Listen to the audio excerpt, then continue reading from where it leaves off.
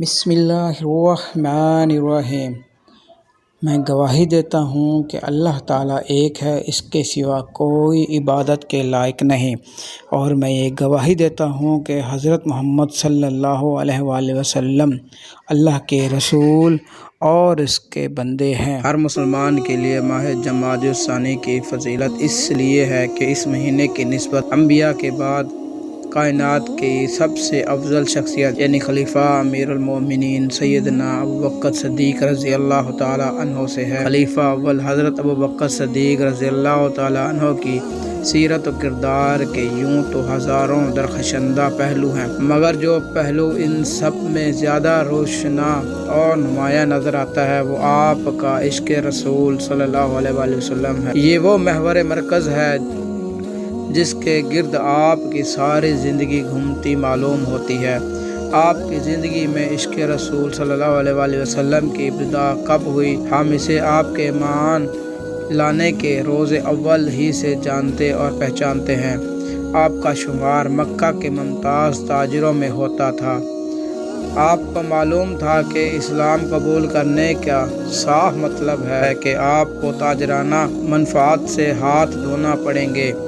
آپ اس بات سے بھی بے خبر نہ تھے کہ کسی معاشرے میں اپنے آبائی مذہب کو چھوڑ کر ایک نئے مذہب میں شامل ہونا اس معاشرے سے بالکل ہی کٹ جانے کا مترادف ہے۔ آپ نے عشق رسول کا عملی مظاہرہ کیا اور اپنے معاشرے سے کٹ کر حضور اکرم صلی اللہ علیہ وآلہ وسلم کے دامن سے لپٹ گئے۔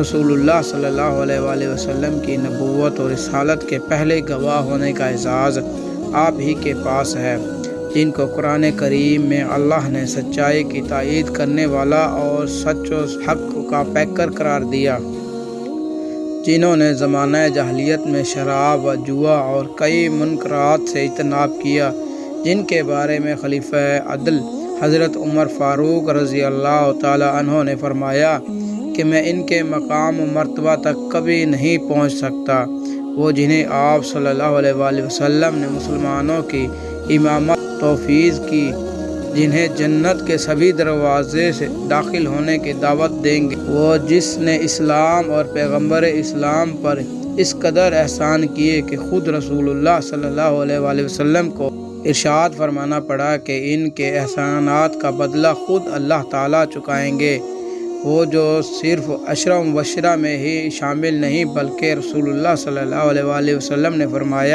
کہ تم میرے حوض کوثر پہ بھی رفیق ہوگے جیسا سفر ہجرت میں میرے ساتھ تھے۔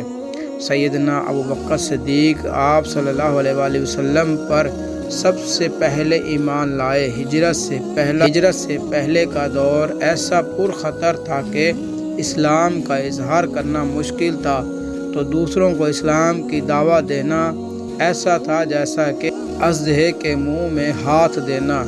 ایسے دور میں دوسروں کو مسلمان بنانا آپ ہی کی اہم صفت تھی، چنانچہ آپ کی کوشش سے اشراف قریش میں سے ایک جماعت مشرف با اسلام ہوئی، جن کے نام یہ ہیں: حضرت طلحہ، حضرت عثمان، حضرت زبیر، حضرت سعد بن وقاص، حضرت عبد الرحمن بن عوف رضی اللہ تعالی عنہ، اور ان حضرات کے ایمان لانے سے کفر کی تیز چھری کند ہو گئی۔ خلیفہ ثانی حضرت عمر رضی اللہ تعالی عنہ فرماتے ہیں کہ ایک مرتبہ غزوہ کے موقع پر آپ صلی اللہ علیہ وآلہ وسلم نے کچھ مال راہ خدا میں خرچ کرنے کا حکم فرمایا۔ اس وقت حضرت عمر کے دل میں خیال آیا کہ آج میں حضرت ابوبکر صدیق سے آگے بڑھ جاؤں گا، چنانچہ میں کچھ مال لایا۔ آپ صلی اللہ علیہ وآلہ وسلم نے پوچھا: عمر، اپنے اہل و عیال کے لیے کس قدر چھوڑ آئے ہو؟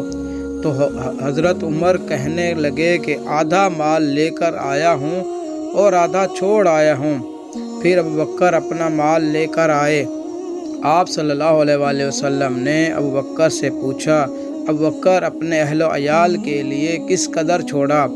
تو ابوبکر صدیق رضی اللہ تعالیٰ عنہ نے کہا کہ میں نے اپنے اہل و عیال کے لیے اللہ اور اس کے رسول صلی اللہ علیہ وآلہ وسلم کو چھوڑا ہے، کل مال لے کر آیا ہوں۔ اس وقت حضرت عمر رضی اللہ تعالیٰ عنہ نے بے ساختہ کہا کہ میں حضرت ابوبکر صدیق رضی اللہ تعالی عنہ سے کبھی سبقت نہیں لے سکتا۔ آپ رضی اللہ تعالی عنہ نے تقریباً 2 سال 7 ماہ مسند خلافت کو سنبھالا۔ بہت سے چیلنجز آپ کے سامنے تھے۔ آپ نے اپنے دور اندیشی اور منصوبہ بندی کے تحت ان پر قابو پا لیا اور ملت اسلامیہ کو نہایت مستحکم بنیادوں پر استوار کیا۔ حضرت ابوبکر صدیق رضی اللہ تعالی عنہ کے دور خلافت کا سب سے اہم کارنامہ قرآن مجید کو جمع کرنا ہے۔ جنگ یمامہ میں حافظوں کی کثیر تعداد شہید ہو گئی۔ اس پر حضرت عمر فاروق رضی اللہ تعالی عنہ نے خلیفہ وقت حضرت ابوبکر صدیق رضی اللہ تعالی عنہ کو قرآن مجید محفوظ کرنے کا مشورہ دیا اور کہا کہ مجھے اندیشہ ہے کہ صحابہ کرام کی شہادتیں جاری رہیں تو قرآن مجید کا بہت سا حصہ ضائع ہو جائے گا، اس لیے آپ رضی اللہ تعالی عنہ قرآن مجید کو جمع کرنے کا حکم جاری کریں تاکہ کتاب اللہ محفوظ رہے۔ آپ کے اس مشورے پر غور و فکر کے بعد آپ رضی اللہ تعالی عنہ راضی ہو گئے اور حضرت زید بن حارث رضی اللہ تعالی عنہ کو قرآن مجید کو جمع کرنے کا حکم دیا۔ آپ نے ملت اسلامیہ کے نظام کو بہتر بنانے کے لیے اس کو متعدد صوبوں اور ضلعوں میں تقسیم کر دیا اور تمام علاقہ جات پر گورنر مقرر کر دیے۔ آپ کا یہ عمل اس لیے تھا کہ ایک شخص ایک جگہ بیٹھ کر بآسانی سارے معاملات کو نہیں دیکھ سکتا تھا، اس لیے اگر علیحدہ علیحدہ لوگ مقرر کیے جائیں تو لوگوں کے تمام تر معاملات کو توجہ کے ساتھ دیکھا جائے گا۔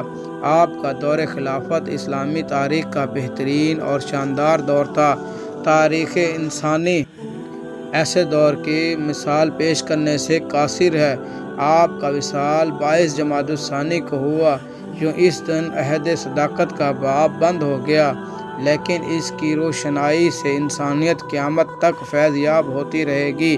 اللہ پاک امیر المومنین سیدنا ابوبکر صدیق رضی اللہ تعالی عنہ کے صدقے سے میری اور آقا کریم کی امت کی بخشش و مغفرت فرمائے، آمین۔